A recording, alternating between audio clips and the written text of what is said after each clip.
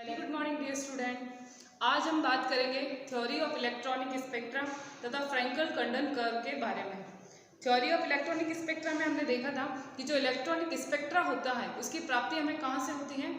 Electronic spectra की प्राप्ति जो है वो कोई भी मॉलिक्यूल जब यूवी लाइट का एब्जॉर्प्शन करता है तो उसके अंदर इलेक्ट्रॉनिक संक्रमण होता है, इलेक्ट्रॉनिक ट्रांजिशन होता है और इलेक्ट्रॉनिक ट्रांजिशन के फलस्वरूप स्पेक्ट्रा की प्राप्ति होती है जिसे हम कहते हैं इलेक्ट्रॉनिक स्पेक्ट्रा। क्लियर। लेकिन हमें ये पता है कि जो इलेक्ट्रॉनिक स्पेक्ट्रा है वो उस इलेक्ट्रॉनिक स्पेक्ट्रा के अंदर जब इलेक्ट्रॉनिक संक्रमण होता है तो उसी दौरान क्या होता है, उसी दौरान वाइब्रेशनल एंड रोटेशनल ट्रांजिशन भी हो जाता है। तो वाइब्रेशनल और रोटेशनल ट्रांजिशन या संक्रमण के कारण उस स्पेक्ट्रा के अंदर कुछ रोटेशनल तथा कुछ वाइब्रेशनल स्पेक्ट्रा की लाइनें भी आ जाती हैं। जो भी रोटेशनल स्पेक्ट्रा होता है उसकी लाइनें जो है वो फाइन स्ट्रक्चर बनाती हैं, जबकि जो वाइब्रेशनल स्पेक्ट्रा होता है उसकी लाइनें जो होती है वो कोरस स्ट्रक्चर बनाती हैं। तो इस तरह से ये मिलके क्या करते हैं, बैंड्स बना देते हैं। और इलेक्ट्रॉनिक स्पेक्ट्रा तथा रोटेशनल वाइब्रेशन के जो स्पेक्ट्रा के बैंड्स होते हैं वो आपस में सब मिल जाते हैं और मिलके बनाते हैं बैंड ग्रुप बना देते हैं। इसलिए जो इलेक्ट्रॉनिक स्पेक्ट्रा हमें प्राप्त होता है वो बहुत ही ब्रॉड प्राप्त होता है और उसका जो स्ट्रक्चर होता है वो कैसा होता है, बहुत ही कॉम्प्लेक्स या जटिल फॉर्म के अंदर होता है। तो ये जनरली हमने इलेक्ट्रॉनिक स्पेक्ट्रा के बारे में देख लिया था। ठीक है।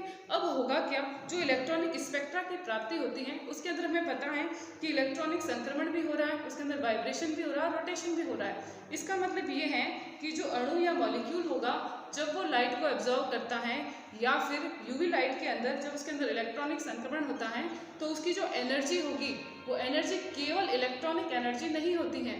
इसका मतलब उसकी टोटल एनर्जी जो है वो 3 प्रकार की ऊर्जाओं का योग होती है। कौन कौन सी? उसके अंदर होती है एक तो इलेक्ट्रॉनिक एनर्जी, दूसरी होती है उसके अंदर वाइब्रेशनल एनर्जी तथा तीसरी कौन सी होती है, तीसरी होती है उसके अंदर रोटेशनल एनर्जी। इस प्रकार से मॉलिक्यूल की जो टोटल एनर्जी होती है, कुल ऊर्जा होगी, वो 3 प्रकार की ऊर्जाओं का योग होगी। कौन सी होगी? एक होगी उसके पास में इलेक्ट्रॉनिक, दूसरी होगी उसके पास में रोटेशनल एनर्जी और तीसरी होगी उसके पास में कौन सी, वाइब्रेशनल एनर्जी। तो टोटल एनर्जी क्या है, हम मान लेते हैं कि टोटल एनर्जी उसकी ई है। तो ये ई एनर्जी जो है वो 3 प्रकार की ऊर्जाओं का योग है। पहली कौन सी एनर्जी है?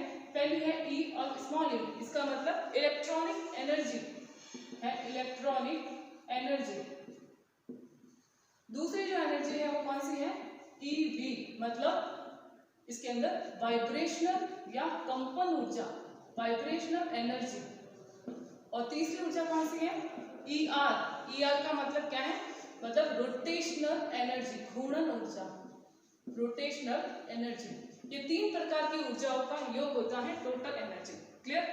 अब ये तो एनर्जी संक्रमण से पहले की है तथा जो संक्रमण के बाद की एनर्जी चेंज होगी वो क्या है, तो उसको हम ऐसे लिखेंगे, E E dash, E V dash और ई आर डैश। ठीक है। ये कौन सी एनर्जी है, जो संक्रमण के बाद में चेंज हो गई, ये एनर्जी है। तो संक्रमण से पहले की एनर्जी तथा संक्रमण के बाद की एनर्जी, दोनों का जो अंतर होगा वो उसकी टोटल एनर्जी कहलाएगा। तो हम ये ऐसे लिख सकते हैं कि E इक्वल टू क्या होगा, टोटल एनर्जी इक्वल टू संक्रमण से पहले की एनर्जी कितनी है, ये है। ठीक है। ये संक्रमण से पहले की एनर्जी है, संक्रमण के बाद की, और संक्रमण के पहले की एनर्जी कितनी है, ये है ई वी और ई आर, ये संक्रमण के बाद की एनर्जी है। ठीक है। तो दोनों का डिफरेंस जो है उसको हम इस तरह से भी लिख सकते हैं, ये जो डिफरेंस होगा एनर्जी का, ये होगा एनर्जी, इलेक्ट्रॉनिक एनर्जी के अंदर कितना चेंजेस आया, उसके बाद में इसका वाइब्रेशनल एनर्जी के अंदर कितना चेंजेस आया, उसके बाद में जो रोटेशनल एनर्जी है उसके अंदर कितना चेंजेस आ गया। तो ये टोटल एनर्जी जो होगी, उसकी जो स्थितिज ऊर्जा होगी, वो सभी ऊर्जाओं का क्या होगी, योग होगी, हम ऐसा मान सकते हैं। क्लियर। अब हमें पता है कि E इक्वल टू क्या होता है, energy equal to h mu होता है। ठीक है। तो मैं इसको यहाँ पे ऐसे भी तो लिख सकती हूँ कि E equal to h mu होता है। तो ये एनर्जी की जगह मैं एच म्यू भी लिख सकती हूँ। मैं इसको ऐसे लिखती हूँ, H mu equal to del E plus del E V और plus del E R. Clear. इसको इस तरह से भी लिखा जा सकता है।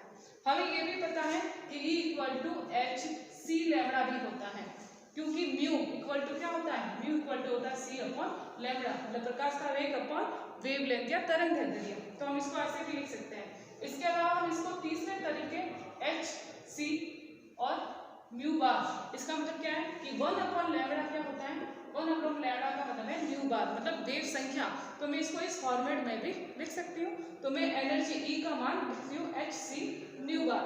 तो मैं यहाँ पे लिख सकती हूँ hc mu bar equal to क्या हो जाएगा, डेल EE, डेल EV और डेल ER, इन तीनों की ऊर्जाओं का योग। तो मैं फ्रीक्वेंसी या वेव नंबर या तरंग संख्या को इस तरह से भी लिख सकती हूँ, डेल EE, डेल EV और del ER upon hc। Clear? इस तरह से हम इसकी जो तरंग संख्या है उसके बारे में लिख सकते हैं। तो ये तो क्या है, ये तो जनरल थ्योरी है इलेक्ट्रॉनिक स्पेक्ट्रा के बारे में कि यूवी विजिबल के अंदर जो हमें स्पेक्ट्रा प्राप्त होता है इलेक्ट्रॉनिक संक्रमण के फलस्वरूप वो कैसा होता है, वो ब्रॉड होगा, उसके अंदर वो कॉम्प्लेक्स स्ट्रक्चर बनाता है। इस तरह से ब्रॉड होता है और बहुत ही ज़्यादा अगर देखा जाए तो बहुत ही कॉम्प्लेक्स स्ट्रक्चर बनाता है। इस तरह से उसको रीड करना बहुत ही मुश्किल होता है। ठीक है, तो ये कॉम्प्लेक्स स्ट्रक्चर बनाने का कारण क्या रहेगा, कारण इसके अंदर क्या है, रोटेशनल संक्रमण भी है, उसके अंदर वाइब्रेशनल संक्रमण भी होता है। अब इसके अंदर जो 3 प्रकार के संक्रमण होते हैं स्पेक्ट्रा के बारे में, उसको स्थितिज ऊर्जा के सापेक्ष उसकी ऊर्जा में क्या परिवर्तन हो रहा है, जो मॉलिक्यूल्स है या जो एटम है उसकी इंटरन्यूक्लियर डिस्टेंस के अंदर क्या चेंजेस हो रहा है, जब ये चेंजेस होगा तो इसकी इंटेंसिटी के अंदर क्या चेंजेस होगा, इन सब के बारे में जो है इसकी व्याख्या की है फ्रैंकल तथा कॉन्डन ने। क्या नाम है, फ्रैंकल तथा कॉन्डन। फ्रैंकल तथा कॉन्डन नामक वैज्ञानिक ने इसके बारे में, इसके संबंध में एक प्रिंसिपल दिया है या इसकी व्याख्या की है। इन्होंने ये बताया है कि जो भी मॉलिक्यूल है उसके अंदर जब इलेक्ट्रॉनिक संक्रमण होगा तो वाइब्रेशनल तथा रोटेशनल संक्रमण भी इसमें होता है। इलेक्ट्रॉनिक संक्रमण जो होते हैं वो इलेक्ट्रॉनिक संक्रमण इतने फास्ट होते हैं, इतने तीव्र गति से होते हैं कि मॉलिक्यूल की या जो इलेक्ट्रॉन है उस मॉलिक्यूल के अंदर जो इंटरन्यूक्लियर डिस्टेंस होगी उसके अंदर कोई चेंज नहीं होता है। कहने का मतलब ये है कि जब मॉलिक्यूल के अंदर इलेक्ट्रॉनिक संक्रमण होगा तो इलेक्ट्रॉनिक संक्रमण तो इतने फास्ट हो जाते हैं कि मॉलिक्यूल के अंदर जो इलेक्ट्रॉन है या जो नाभिक है उस नाभिक की स्थिति पहले जहाँ थी बाद में भी वही रहती है, इंटरन्यूक्लियर डिस्टेंस में कोई चेंज नहीं होता है। तो होता क्या है फिर, होता यह है कि जो उसके इलेक्ट्रॉनिक संक्रमण होते हैं उसी दौरान उसके जो वाइब्रेशनल एनर्जी लेवल होंगे उस वाइब्रेशनल एनर्जी लेवल के अंदर ऊर्जा के सापेक्ष क्या हो जाता है, चेंज हो जाता है।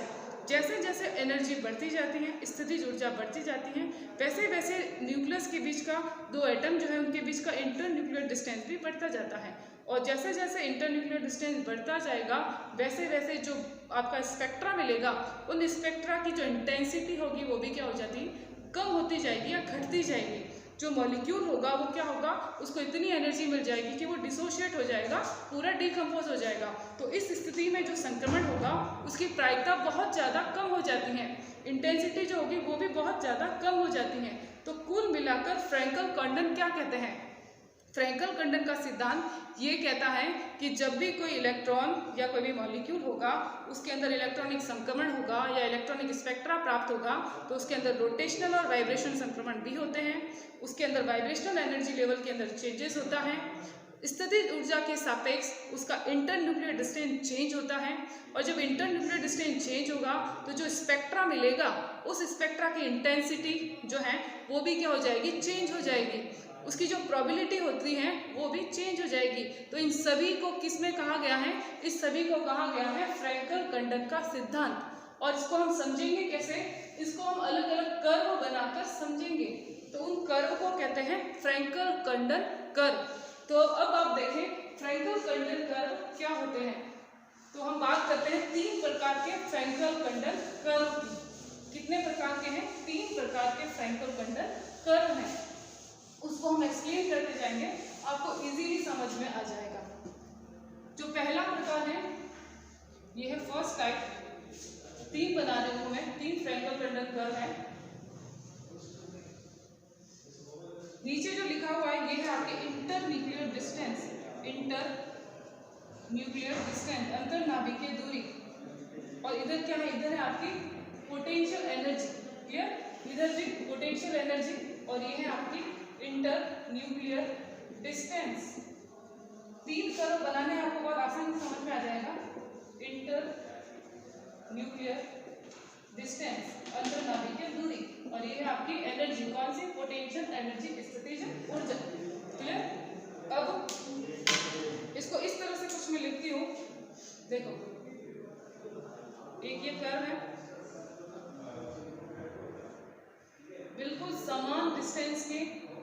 वाइब्रेशनल एनर्जी लेवल है। इधर मैं लिखती हूँ V0, V1 और V2। ये भी है V0, V1 और V2। क्लियर? इसी तरह से यहाँ पे भी 1 2 3 ये 3 एनर्जी लेवल समान हो जाएंगे, 1 2 और 3। इधर V0 V1 और V2, same V0 V1 V2। Clear? इसी तरह से तीसरा भी 1 2 3, ये 1 2 और ये 3। V0 V1 V2, V0 V1 और V2। क्लियर? ये आपके अलग अलग वाइब्रेशनल एनर्जी लेवल हो गए। ठीक है, ये V0 ग्राउंड स्टेट लेवल है इसकी। ठीक है, इसके बाद में ये 1 स्टेट, सेकंड स्टेट, उसके बाद में इसकी एक्साइटेशन स्टेट, एक्साइटेड स्टेट के अंदर ये जाते हैं। तो अब चेंजेस क्या होगा? तो सबसे पहले कर्व ए, ये है आपका कर्व बी और ये है आपका कर्व सी। ठीक है, 3 कर्व की अपन बात कर रहे हैं। सबसे पहले लेते हैं ए कर्व। ए कर्व के अंदर क्या होगा? जब मॉलिक्यूल या इलेक्ट्रॉन जो है वो ग्राउंड एनर्जी लेवल के अंदर है, जो वाइब्रेशनल एनर्जी लेवल है वो कौन सा है? ग्राउंड एनर्जी लेवल V0 पे है, और यहाँ से इलेक्ट्रॉन का एक्साइटेशन होगा और इलेक्ट्रॉन जाएगा कहाँ पे? V0 से कहाँ जाएगा? V0 के अंदर। मतलब ग्राउंड एनर्जी लेवल से ट्रांजिट करेगा, ये V0 से कहाँ जा रहा है? इस V0 के अंदर। ठीक है, V0 से V0 के अंदर। तो इस प्रकार का जो ट्रांजिशन होगा इसे हम कहेंगे ग्राउंड, जो ग्राउंड एनर्जी लेवल है वहाँ पे होगा। और इस प्रकार के संक्रमण के फलस्वरूप जो भी वाइब्रेशनल एनर्जी लेवल इसके अंदर जो संक्रमण होगा, इससे हमें जो स्पेक्ट्रा मिलेगा, उस स्पेक्ट्रा की इंटेंसिटी जो होगी वो सबसे हाईएस्ट होती है। तो इंटेंसिटी क्या होगी? सबसे हाईएस्ट या तीव्र होगी। और प्रोबेबिलिटी या प्रायिकता कहें, इस प्रकार के संक्रमण की जो प्रायिकता होगी वो भी सबसे ज़्यादा होगी। तो मॉलिक्यूल या इलेक्ट्रॉन जब अपने ग्राउंड एनर्जी लेवल में होता है, सामान्य ताप पर जब वो निम्न ऊर्जा स्तर के अंदर होगा और उसका जो संक्रमण होगा V0 से V0, उस दौरान प्राप्त होने वाले स्पेक्ट्रा की इंटेंसिटी सबसे ज़्यादा होती है, प्रायिकता सबसे ज़्यादा होती है। ये पहली कंडीशन। दूसरी देखो, जैसे जैसे एनर्जी बढ़ती जाएगी वैसे वैसे इंटरन्यूक्लियर डिस्टेंस बढ़ता जाएगा। अब क्या कर रहा है? यहाँ पे electron V0 energy level, ground energy level से V1 के अंदर जा रहा है। कहाँ से जा रहा है? V0 से V1 के अंदर ट्रांजिट कर रहा है, संक्रमित हो रहा है। तो मतलब क्या हुआ कि V0 से V1 के अंदर जा रहा है, मतलब जो इसकी इंटरन्यूक्लियर डिस्टेंस थी वो क्या हो रही है? बढ़ रही है। ऊर्जा के सापेक्ष पोटेंशियल एनर्जी के साथ साथ उसका इंटरन्यूक्लियर डिस्टेंस भी बढ़ता जा रहा है। और जैसे जैसे इंटरन्यूक्लियर डिस्टेंस बढ़ता जाएगा वैसे वैसे क्या होगा? वैसे वैसे उसकी जो इंटेंसिटी है, उसकी जो तीव्रता है वो भी क्या हो जाएगी?